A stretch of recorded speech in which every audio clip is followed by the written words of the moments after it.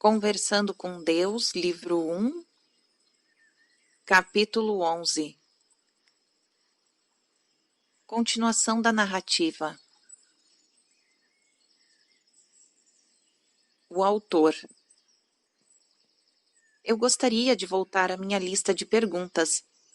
Quero entrar em muitos outros detalhes a respeito de tudo isso. Sei que poderíamos escrever um livro inteiro apenas sobre os relacionamentos.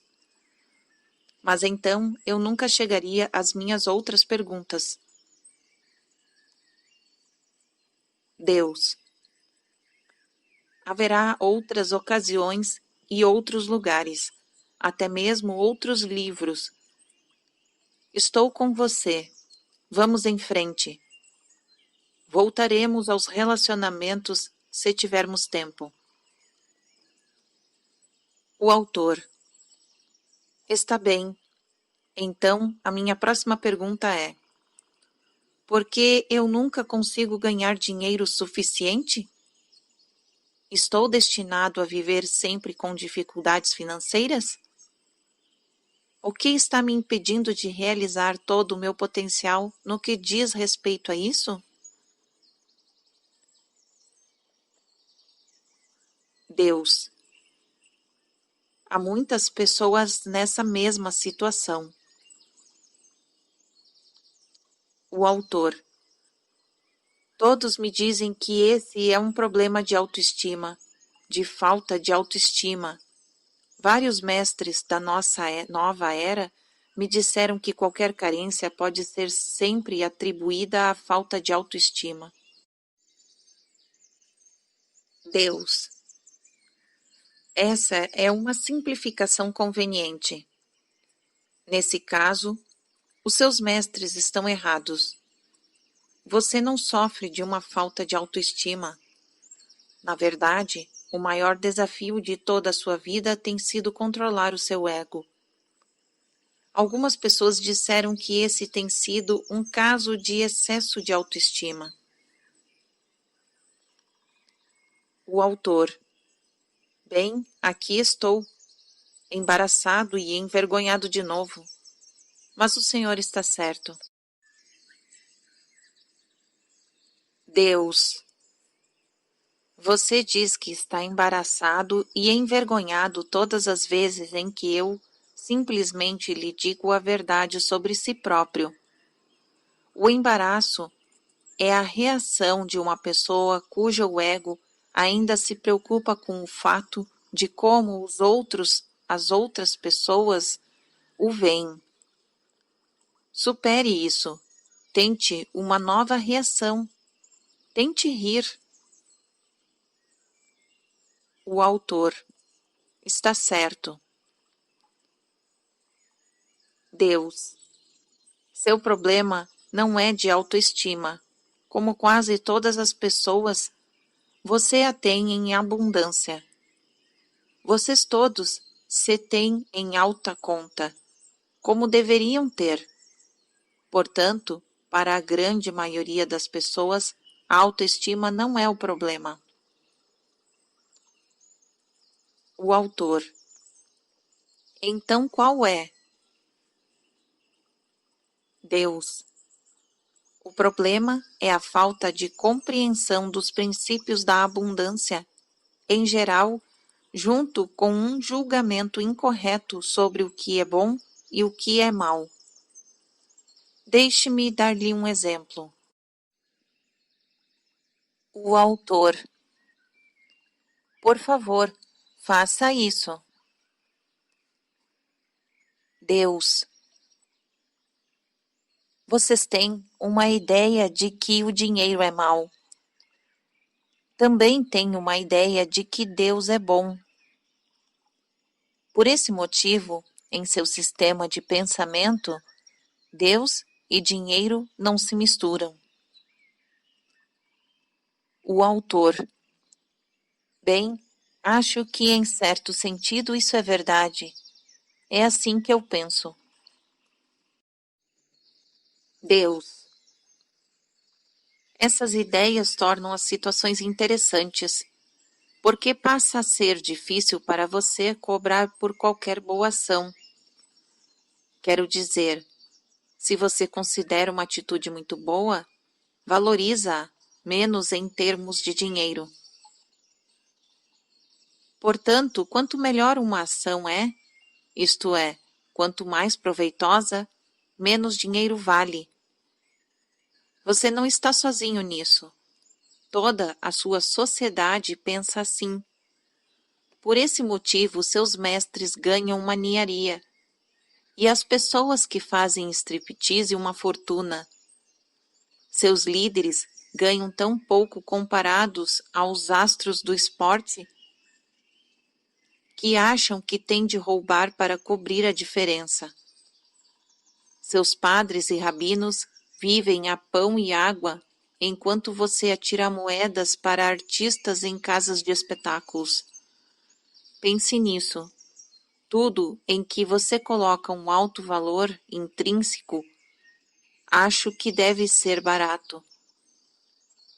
O pesquisador solitário que procura a cura para a AIDS tem de implorar por dinheiro, enquanto que a mulher que escreve um livro sobre centenas de novos modos de ter sexo, grava fitas e promove seminários nos fins de semana para se estender neste assunto, ganha uma fortuna.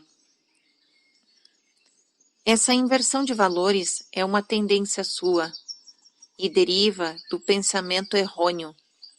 O pensamento errôneo é a sua ideia a respeito do dinheiro. Você o ama e, contudo, diz que é a origem do mal. Você o adora e, contudo, o chama de vil metal. Diz que uma pessoa é podre de rica. E se uma pessoa realmente enriquece fazendo coisas boas, imediatamente suspeita dela. Torna isso errado. Por esse motivo, é melhor um médico não ganhar dinheiro demais ou ser discreto a respeito do que ganha. E uma pastora, é melhor ela não ganhar muito dinheiro, presumindo que você deixaria a mulher ocupar esse cargo, ou certamente haverá problemas.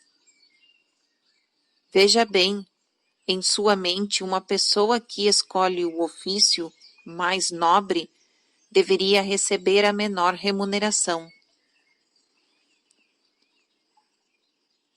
O autor. Interessante. Deus. Sim. Você está certo. Você deveria pensar nisso, porque esse é um pensamento muito errado. O autor. Eu pensei que não existia certo ou errado. Deus. Não existe. Existe apenas o que lhe serve e o que não lhe serve. Os termos certo e errado são relativos, e quando eu os utilizo é dessa forma. Neste caso, relativo ao que lhe serve, ao que você diz que deseja. Seus pensamentos em relação ao dinheiro são errados. Lembre-se de que os pensamentos são criativos. Então, se você pensar que o dinheiro é ruim e que você é bom, bem, pode perceber o conflito. Agora, você, em particular, meu filho, leva esse drama de consciência muito a sério. Para a maioria das pessoas, o conflito não é tão grande. Elas ganham a vida fazendo serviços que detestam. Então, não se importam de receber dinheiro por isso. Receber o que é mal em troca do que é mal. Mas você adora o que faz com os dias e momentos de sua vida. Adora as atividades com que os preenche. Portanto, para você receber grandes somas pelo que faz, seria em seu sistema de pensamento receber o que é mal em troca do que é bom e considera isso inaceitável. Prefere morrer de fome a aceitar o vil metal pelo serviço puro, como se de algum modo esse serviço perdesse a sua pureza e se aceitasse dinheiro para realizá-lo. Então aqui nós temos esta ambivalência no que diz respeito ao dinheiro. Parte de você o que rejeita e parte se ressente por não tê-lo. O universo sabe o que fazer em relação a isso, porque captou dois pensamentos diferentes. Por esse motivo, no tocante das finanças, a sua vida será confusa, porque você está confuso em relação ao dinheiro. Você não tem um enfoque claro, não sabe ao certo o que é verdade. E o universo é apenas uma grande máquina de fotocópias. Simplesmente produz várias cópias de seus pensamentos. Agora, só há uma forma de mudar tudo isso, mudando os seus pensamentos. O autor. Como posso mudar meus pensamentos? O que eu penso sobre algo é a minha opinião a respeito. Meus pensamentos, minhas atitudes e ideias não surgiram da noite para o dia. Tenho de achar que são o resultado de anos de experiência, uma vida inteira me deparando com situações. O Senhor está certo a respeito do que eu penso sobre o dinheiro, mas como posso mudar isso? Deus. Essa poderia ser a pergunta mais interessante do livro. Para a maioria dos seres humanos, o método usual de criação é um processo de 3 passos que envolve pensamentos, palavras e atos. Primeiro vem o pensamento, a ideia formativa, o conceito inicial. Depois vem a palavra, que quase todos os pensamentos transformam em palavras que frequentemente são escritas ou ditas. Isso dá mais energia ao pensamento, empurrando-o para o mundo, onde pode ser notado por outras pessoas. Finalmente, em alguns casos as palavras são postas em ação e você o tem o que chama de resultados. Uma manifestação no mundo físico do que começou com um pensamento. Tudo ao seu redor no mundo criado pelo homem surgiu assim, ou por meio de uma variação disso. Todos os 3 centros de criação foram usados. Mas agora surge a pergunta: como mudar um pensamento responsável? Essa é uma ótima pergunta e também muito importante. Porque se os seres humanos não mudarem alguns de seus pensamentos responsáveis, a humanidade poderá condenar-se à extinção. O modo mais rápido de mudar um pensamento responsável ou uma ideia arraigada é inverter o processo de pensamento, palavras e atos. O autor. Explique isso melhor. Deus. Realize o ato que quer para dar origem ao novo pensamento. Depois diga as palavras que quer para dar origem ao novo pensamento. Faça isso até treinar a sua mente para pensar de um novo modo. O autor.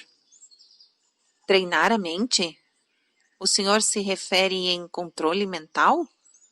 Isso não é apenas manipulação mental? Deus. Você tem ideia de como a sua mente começou a pensar como agora pensa? Não sabe que o seu mundo a manipulou para pensar assim? Não seria melhor você, e não ao mundo, manipulá-la? Não seria melhor para você ter os pensamentos que quiser em vez dos alheios? Não está melhor armado com pensamentos criativos em vez de reativos? Contudo, a sua mente está cheia de pensamentos reativos que se originam de experiências de outras pessoas. A sua própria ideia arraigada a respeito do dinheiro é um motivo e um ótimo exemplo.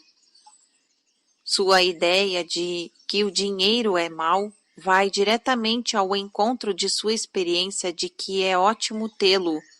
Então você mente para si mesmo sobre a sua experiência para justificá-la.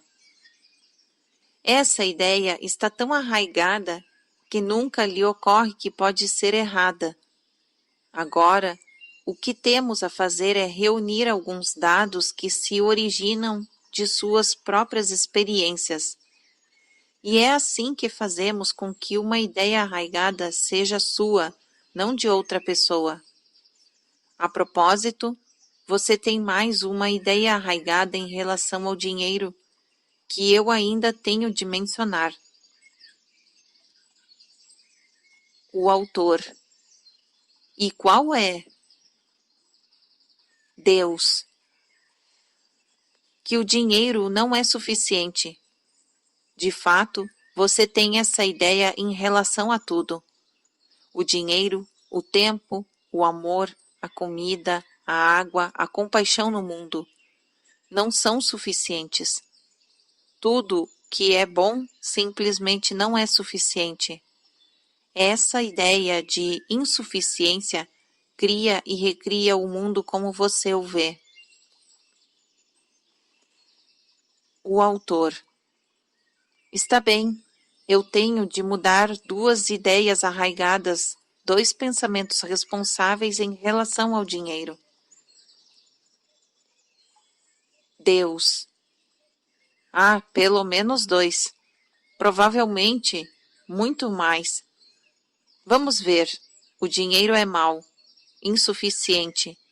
Não deve ser recebido em troca de realizações do trabalho de Deus. Esse tem um grande peso para você. Nunca é dado de graça. Não frutifica em árvores, quando na verdade frutifica. Corrompe. O autor. Vejo que eu tenho muito trabalho a fazer. Deus.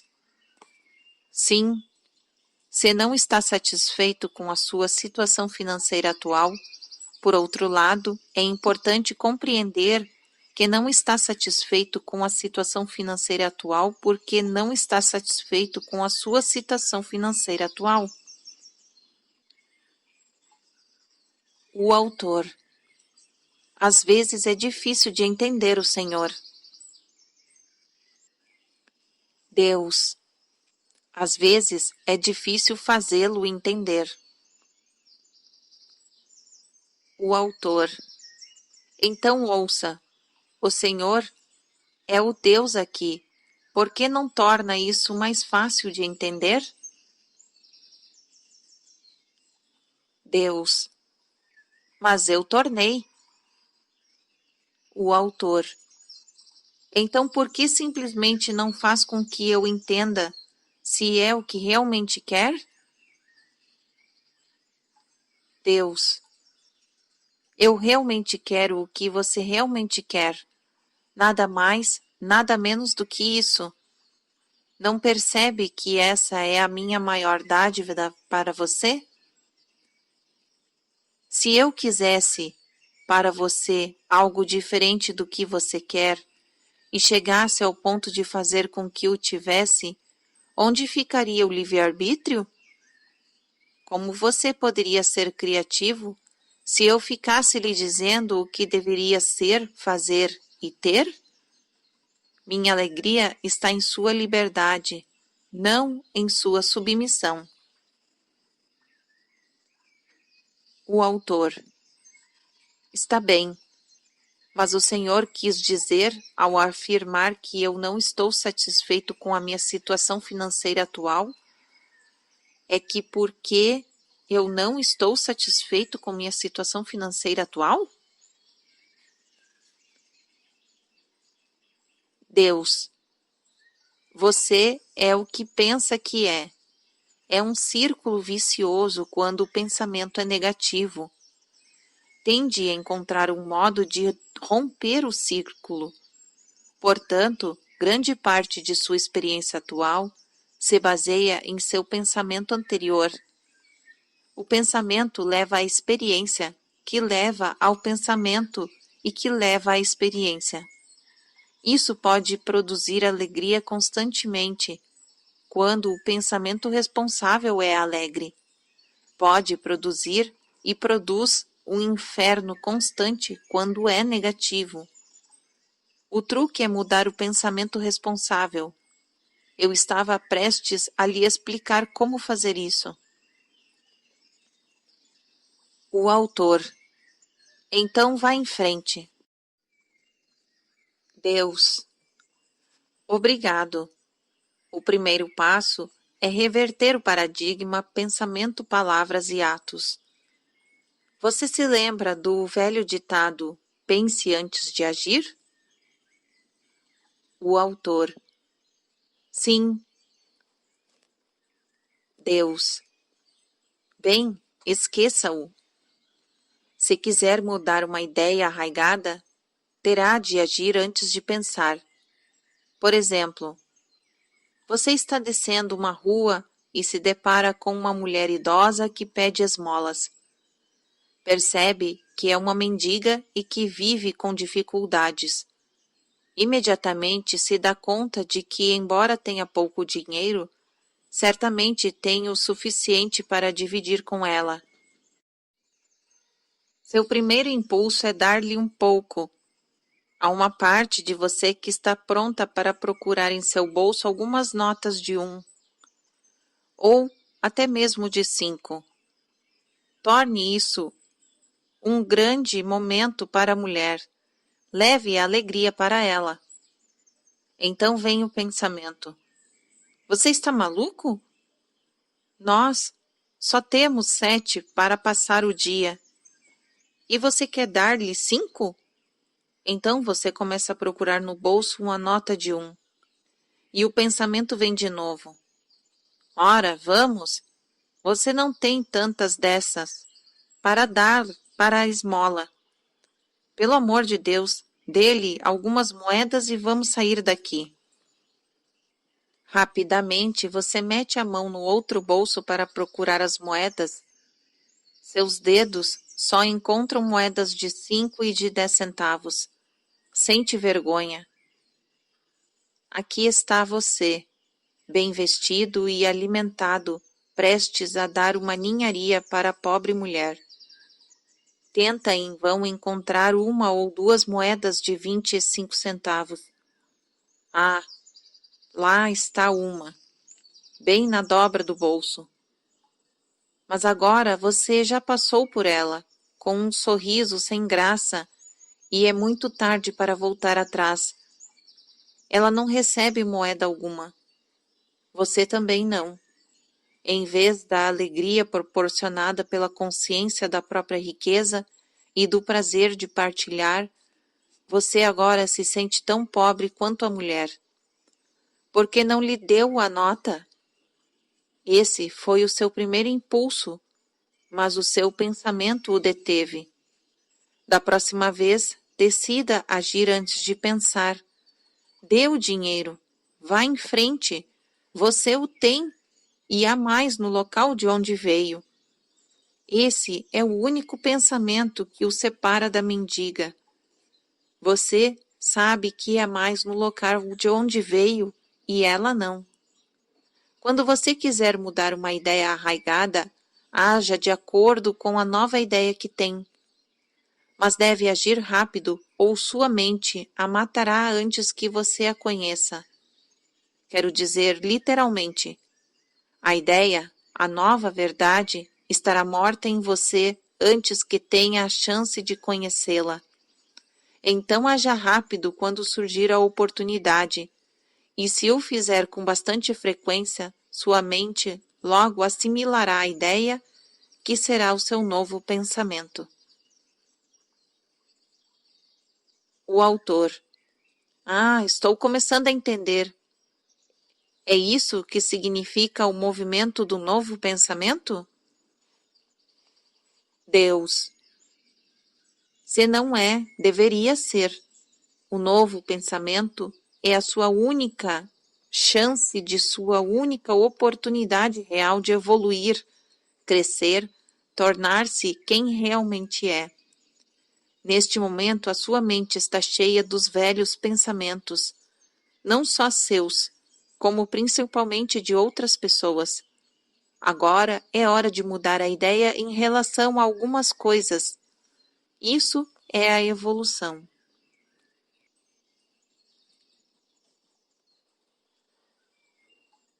Fim do capítulo 11.